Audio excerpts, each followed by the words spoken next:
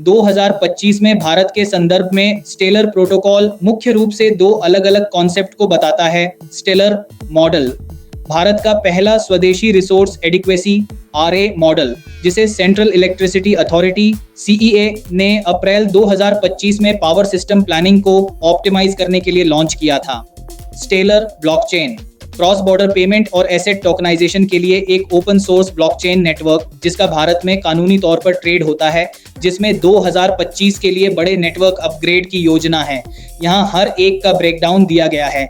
एक, stellar resource adequacy model, ये भारत के पावर सेक्टर के लिए एक स्वदेशी रूप से विकसित कंप्यूटेशनल मॉडल और प्लानिंग टूल है।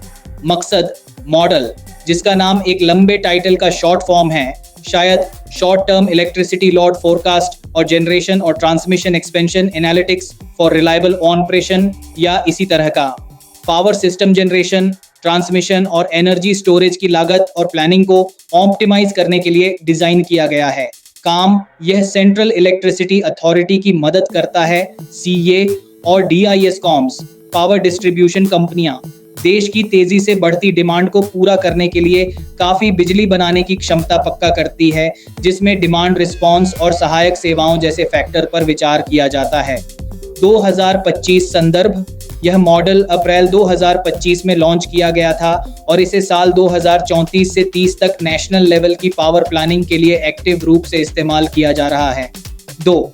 स्टेलर ब्लॉकचेन प्रोटोकॉल, यह global open source blockchain network देशी क्रिप्टो करेंसी ल्यूमेंस XLM का इस्तेमाल करके को बताता है, जो तेज कम लागत वाले क्रॉस बॉर्डर फाइनेंशियल ट्रांजैक्शन को आसान बनाता है। मकसद, स्टेलर का मकसद ग्लोबल फाइनेंशियल सिस्टम को जोड़ना और पैसे को ईमेल की तरह आसानी से मूव करना है। इसका इस्तेमाल मनीग्राम जैसी कंपनियां और UN वर्ल्ड फूड प्रोग्राम जैसे संगठन सामाजिक भलाई के कामों के लिए करते हैं। भारत का रुख 2025 से भारत में क्रिप्टो करेंसी ट्रेडिंग लीगल है, लेकिन क्रिप्टो को लीगल टेंडर नहीं माना जाता है।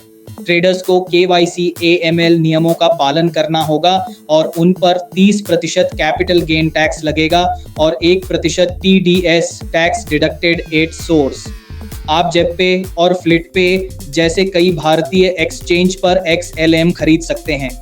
2025 के डेवलपमेंट, स्टेलर नेटवर्क 2025 में बड़े टेक्निकल अपग्रेड से गुजर रहा है, जिसमें प्रोटोकॉल 23 शामिल है और ट्रांजैक्शन स्पीड को 5000 ट्रांजैक्शन प्रति सेकंड TPS तक बढ़ाने और लेजर बंद होने का समय 2.5 सेकंड तक कम करने की योजना है। 2025 में रेमिटेंस में इस्तेमाल के मामलों को बढ़ाने के लिए खास पार्टनरशिप की भी घोषणा की गई, जैसे कि पेपाल का स्टेलर पर अपना PUSD स्टेबल कॉइन लॉन्च करना।